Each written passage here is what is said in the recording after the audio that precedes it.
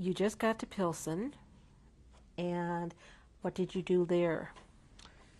First, I worked with Americans, as before, which was very good. We have enough food. And what did you do? The same thing.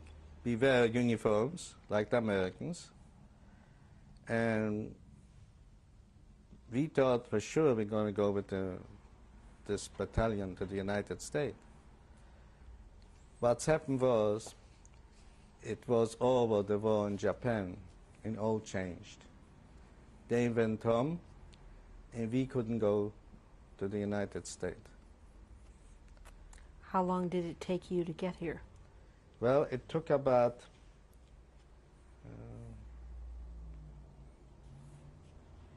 I came to the United States July 1945, but until about 10 days before, I was still in Czechoslovakia. We went to another city. They called it Ash-Uchabu. Can you spell that? It's A-S-U-C-H-E-B-U.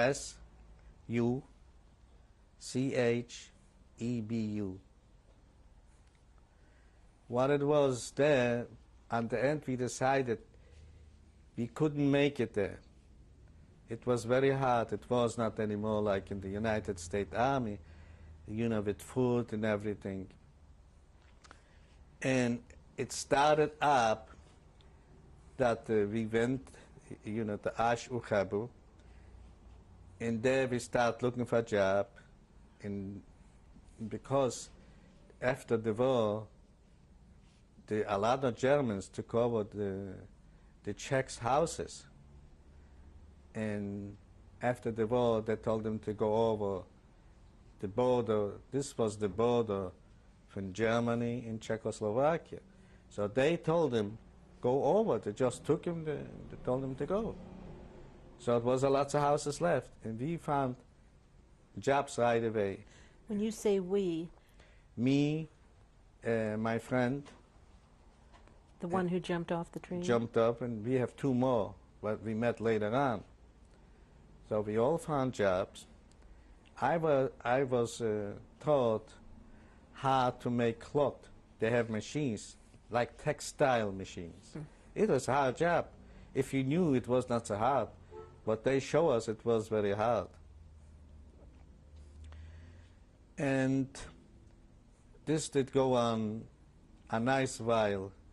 And I start meeting people from Poland. They went over to Germany in order to get to the United States.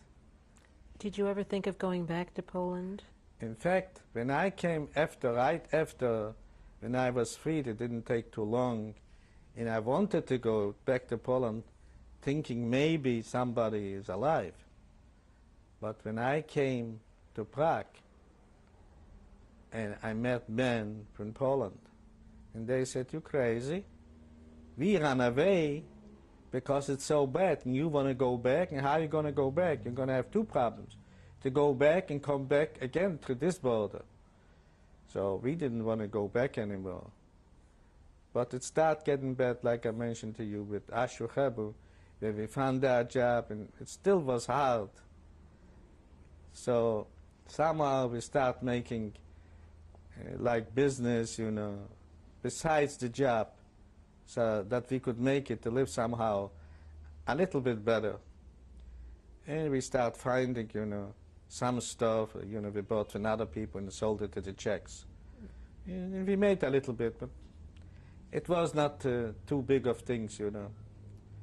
So then we decided at one day, we saw that all of a sudden, friends that we know from the police, they went on the street with the fire department people together, asked everybody, "What are you doing? Where is your job?" We didn't like it too much, and I asked a policeman that we know used to come in the house where I used to live, and he told me, "We got to see," you see what it was. when the United States made up a pact with the Russians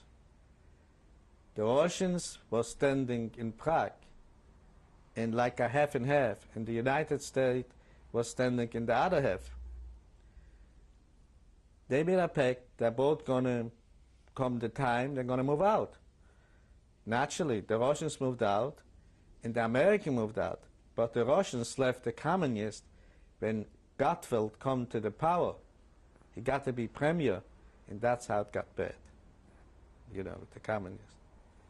So when we heard communists, I was all the time, communist was for me poison.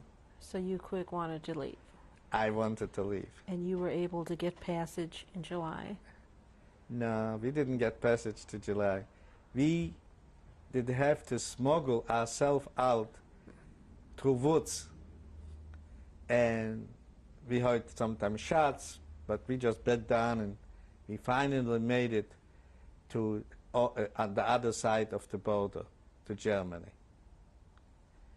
And there we waited a long time to try to go to the United States.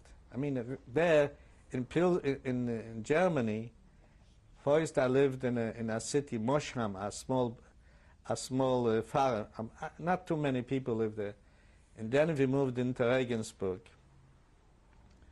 In Regensburg, we stayed there a while, and I used to learn more, and then I used to run the art organization to make designs and making the top of the shoes like this, you know, and for ladies.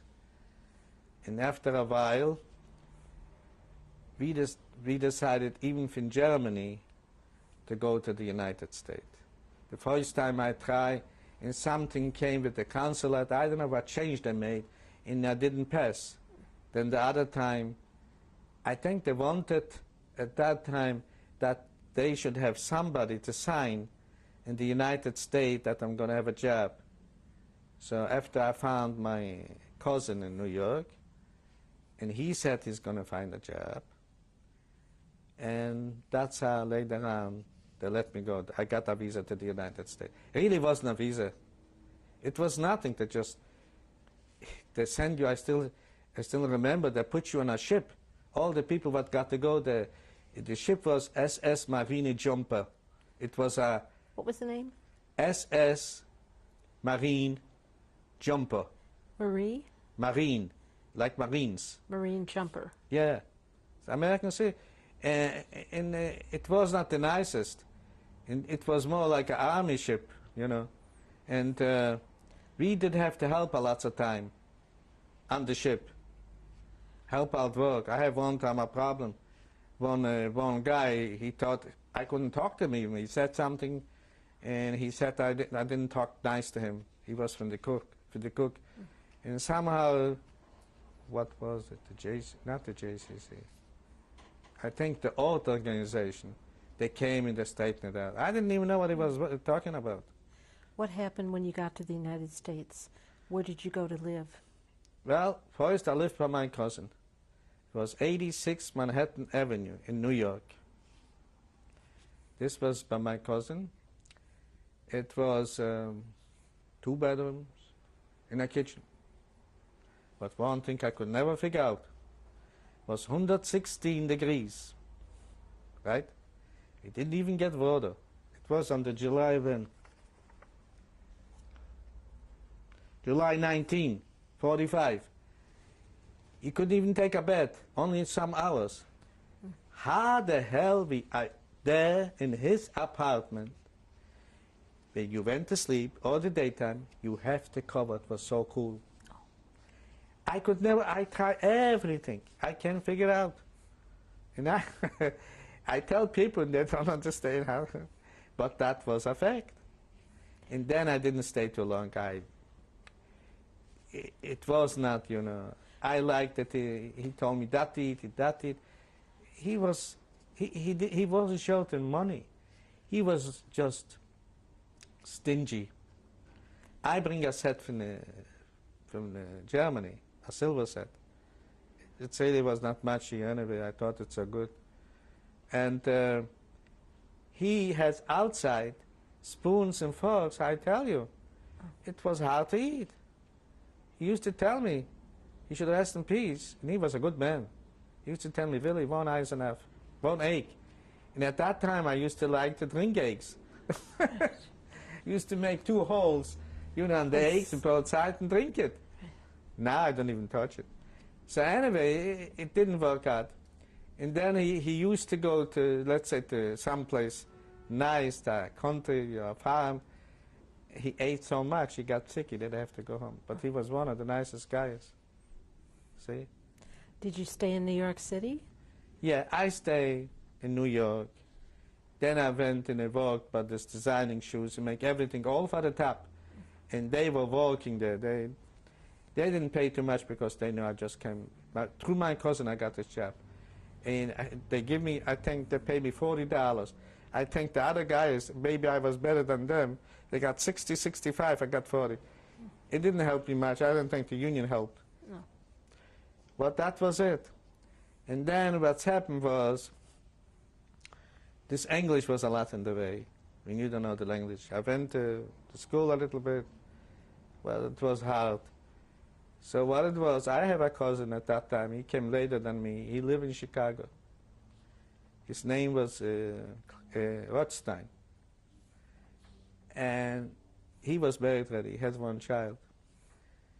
Every time I wrote him a letter, he said, forget about it. I'm not going to answer you. One time he said, that's it. You come here and see my family. See? One time we didn't have work. It was very slow. And I tried to collect money from the Social Security. Was nobody home. I didn't get it. Nobody had respect for me. And one day I said to my cousin, should rest in peace. I mean, I lived right in another place. I said, Louis, I'm going to Chicago. He didn't even want to talk to me. He was so mad, should rest in peace. Because I didn't think he liked the company. Yeah. He have a brother, should rest in peace. And the whole family. But somehow, I don't know, he was a nice guy. He felt we were very close. We were very close.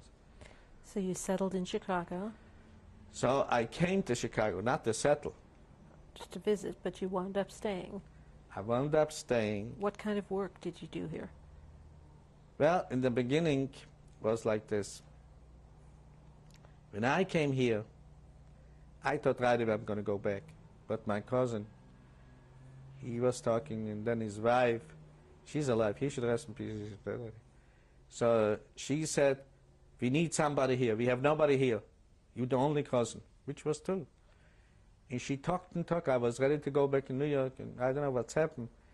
And she said no, and I listened to her. And he got me a job as a tailor. I was making buttonholes in ladies' jackets. Even tailors was hard to make it this. It was very hard. One stitch too much, that was it. I remember like the day, the company was Ratner Corporation. They don't exist anymore. It was very fancy stuff. And I did it. And I make very good money, but was not, one day they have it, one day don't. But I still made money. So then It was piecework. right. So you went into what other work? Then, after a while, I start through my cousin. I went one time with her shopping. She lived at that time, what do you call it? I forgot that street. Independence Boulevard. So one time she goes shopping to the AMP on Roosevelt Road. I still remember. I don't know what I ate today, but I remember this. We go shopping, and I hated this all the time. And I stayed in a corner, and she goes in to he was the manager, should rest in peace. She goes to him and she said, she shops, and he said, I better not talk to you, your husband is here. So she said, no, he's not my husband. He's my cousin. He came here for a visit. So he said, he's got a sister of his, and he thinks that might work out. And did it? And to make it short, my cousin drove me nuts. I should call. I didn't want to call. I went to the movie. I came home. She called, and I couldn't say nothing. And how much I didn't understand English, and how much she broke the Jews, I thought she's pretty good. We went out on a date, and somehow what's happened was I have a girlfriend in Germany, and I thought to bring her, but it was hard, you know, the money and all the thing. And I was thinking, and another thing, in New York, the people that came from Europe was very afraid to marry American women. See? It was, you heard a lot of stories in New York. So here I never was thinking to American women. She was born in Chicago. And here my cousins tell me this, you know. And I start talking to her. And I could tell you the truth. We went out, I don't remember exactly, it was a theater. We went out, and we go home, and she took me around, which I didn't expect. And I could be honest with you, if I would have seen her the next day, I wouldn't know. But I have a problem. I couldn't sleep. The next day I go to work, my buttonholes in either go die. I said, oh, no, I'm not going to take this. I'm going to call her, and she's going to say no. I was so sure. So you called her, and she said yes. yes. And you married her when? After 3 months. When did we get married? Let's see. February 11, 1951. And you had children? Yeah, I got 2 children. But first, the minute we came home from the honeymoon, we went to New York to my cousin, should rest in peace. Uncle Sam called me to the army. And I went for Sheridan first. Fort Sheridan? And then I went to Fort Leonard. They used to call it Misery. They call it Misery, but they used to call it Misery. It was so hot. When it was hot, it was really hot. You put on a show, it was wet. How long were you in the Army? I was there 4 months. Uncle Sam didn't like it. I didn't talk. I didn't know what they're talking to me. So that was good. I don't know if it was good. I don't know. But the thing was, I have lots of trouble. I have colitis with the stomach. And I was closed every few days by the doctor. And they tried so hard. And then they told me, don't eat meat. Then don't eat meat. So what could I eat? So you got married just before you went in the Army? Yes. After the honeymoon, I came home. I did go right away. After maybe a week or so. How long were you married? Maybe 2 weeks when we went to the... But I mean, all in all... All in all, we were married 35 years. And she died in cancer. She was a good woman. What did you do for a living all those years? Well, what it was, after I come home from the Army, I started looking for a job. And it wasn't easy. And I couldn't find a job. One time a man came. He was a friend of mine. And he said, go down in the bakery. You might get a job. And that's what you wound up with? I went up. And I went to the doctor. I came home, and he said, you could go to work. I said, what are you talking about? I have no food. He said, don't worry, you're going to have plenty of food here. You could eat whatever you want. Every day I want to quit. Because we used to work 6 days a week. The job was so hard.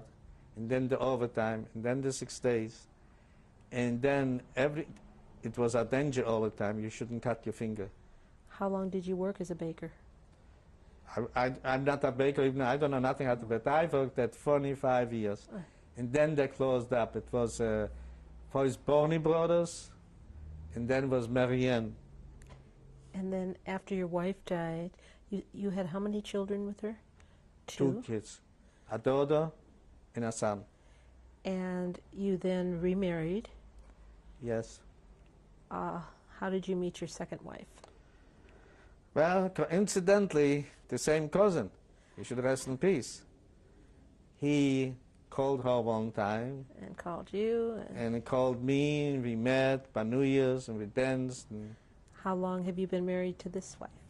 I think for 7 years. We married. When did we marry? March 1888 we married. But we dated maybe close to a year. And now you are retired. Yeah, I'm tired. You know, I didn't want to get retired. But they closed up the bakery. So you stopped? No, I didn't stop. I went right away to another bakery, and I worked there. And I thought my job was bad. They took me in there because I was an operator. They didn't have operators. In here was voice yet, because you did have to lift up voice of stuff that I did. And then I decided, and every day was a different hours. So not, And I didn't drive at that time already. So I decided enough is enough. I came into my wife, she rest in peace, and I said, Emma, guess what? I am just tired. I retired. And that's it. And after I retired, you know. so now you are married to Nadja. Nadja, Yeah. and the two of you are enjoying your time doing what? Yeah, we going all over, you know. We're always busy. We go dancing. We go a lot of places. My kids know if they want us, they say a lot of time, they need a, how you call it, appointment. In fact, my son came and gave me an answering machine. So we know. We not gonna, even sometimes she's not, you know, I mean, she hasn't got blood pressure or something like that. Mm. And she gets weak and we still go. So that's our plus. Tell me now, what made you decide to talk to us today? To be honest, I received a long time ago. I got it there, in Spielberg, this. And my daughter used to talk to me, and she said, she's got, I think you here because my daughter know to the lady what sent you or whatever. And I didn't want to do it. It's hard. And I know she couldn't, for her it was hard too. Well, what's happened, I saw the other day, a few weeks ago, with Spielberg, the way he does it by push button on the computer, and you could hear sometime the people talk in the way it was live in Europe. And I said to myself, that's it. And I called my daughter. That's how I decided. Okay, and I tell you, good. I'm glad. In a way, I'm glad. Okay, And I talked to her a long time till she decided. Okay, I thank you very, very much. Thank you very much. This is my father, and this is my mother. They were born in Poland, in Starec, Kielce. And their names? My mother is Hanna Wolfowicz, and my father is Shmuel Naftulevich. This is me. This picture was taken after I was free a few months later in Czechoslovakia. The reason I took it, I wanted to see later on to know how I looked. First to the left is the man that I jumped with, and he lives now in New York. This picture was taken when we were in the Army, in the United States Army, around 1950, something like this. And the next, his name was Perelman. And after that, Yitzhak. And in the middle, it's me. That's it? Okay, who's this here? Me, the middle. Sitting. Oh, sitting is me. And standing here, what's his name? Left? Yuko Usho. This is me on the left, and the next is my friend Yuko Usho. This was already in Germany when we took pictures. And here was the style of the boots that I wear.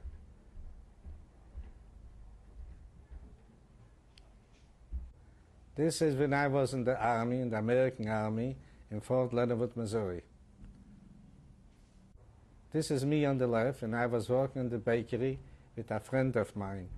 It was Baroni Brothers, 4600 West Chicago Avenue, which don't exist anymore. This was June 16, 1974, my daughter's wedding. On the left is my son, my son-in-law, my son Stuart, my son-in-law Steve, my daughter Barbara, and my wife Hannah, and me. That's it.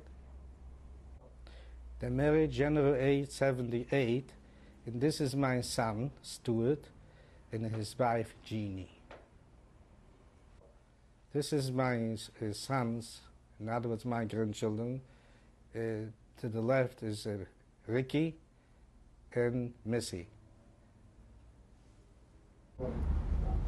Introduce. This is my wife Nadja. This is my daughter Barbara. This is my son-in-law Steve. And here is Jeff, he's 14. And here is Lauren. She is 9 or 10? 11. I gotta take a few. It's Eric. How old are you? 8. He knows. Thank you very much. Najid, tell me what is so special about your husband.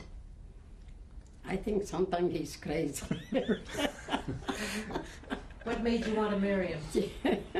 Because he's crazy. I love a crazy man. Okay. Barbara, what was it like growing up with a father who had survived what he survived? Oh, How did this affect your childhood? well, he didn't speak much about it. I was telling my kids on the way here, which made it a little bit more difficult because when you don't know something, you fear the worst, and I know it was the worst, but didn't want to speak too much about it. So, Did you ever ask questions? you know, my mother kind of said that he's not too comfortable talking about it. So I didn't ask too many questions, I don't think. Did I ask questions? No. No, my mother really kind of said the subject was taboo. And you, I understand, are responsible for this interview today. Kind of, So yes. we're all grateful for that. Steve, tell me about your father-in-law. Is he a good father-in-law? He is a great difficult father-in-law. one? He is a totally unselfish father-in-law. He's a person who would, I get the feeling, who would give his life for his family. Jeff, tell me about Grandpa. Do you do any special things together? We have lots of talks together. About serious things? Yeah, he gives me lots of advice. And he has a different outlook on things than my mom or my dad. And do you Or listen- anybody else I talk to because he's been through different things. Do you listen to him? Yes, a lot. Have you ever asked him about the war? Well, actually, a few times he's come into my school and made talks about it. And I think that's really helped because it's really important to understand what went down so it doesn't happen again. Lauren, tell me about you and your grandpa. What do you like I to do love together? my grandpa. He's the greatest. I talk to him a lot, and he gives me advice, and he's always there for me, and I love him. Eric, what do you want to tell us about him? I love him. A little camera shot here. No, you know what? I think we prepared him a little bit. Maybe we over prepared him. No, We tried this to explain happens. about what was going on, and I think maybe he got a little bit. Upset. Yeah, Let me... it's okay, Eric. No, that's okay, Eric. Come on, Eric. It's okay. Eric, it's fine. Don't say nothing. Come on. It's okay, honey. Okay, let's let, while we see how Eric is You feeling. want to sit on my lap? Okay, Mr. Naft, you wanted to give a message to your children, your grandchildren. What was it you wanted to say? It's just a wish, because I came to this country and I felt this is the best country, and it's still the best country. So my wish is that the whole community would recognize that through our history, the Jewish people have been the victims of groundless bigotry and persecution. And that, despite this, we have persevered and made giant contributions to all segments of society, benefiting Jews and non-Jews alike. That's all that I have to say. Okay. We thank you all for coming here today. And Eric, any final words? And thank you for You just want to coming. wave goodbye, Eric. Yes, Okay, I see a wave. Thank you all very much. thank you. And thank you for coming and spending with us the whole day. I think was a hard day for you too, like was for us. But it's very, it's hard, but it's very